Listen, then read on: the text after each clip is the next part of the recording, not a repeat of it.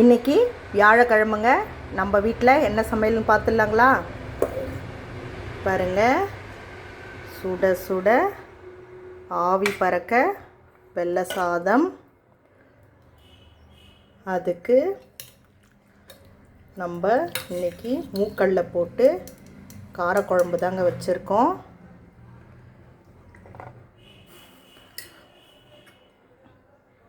அப்புறம் பாவக்காய் பொரியல் பண்ணியிருக்கோம்.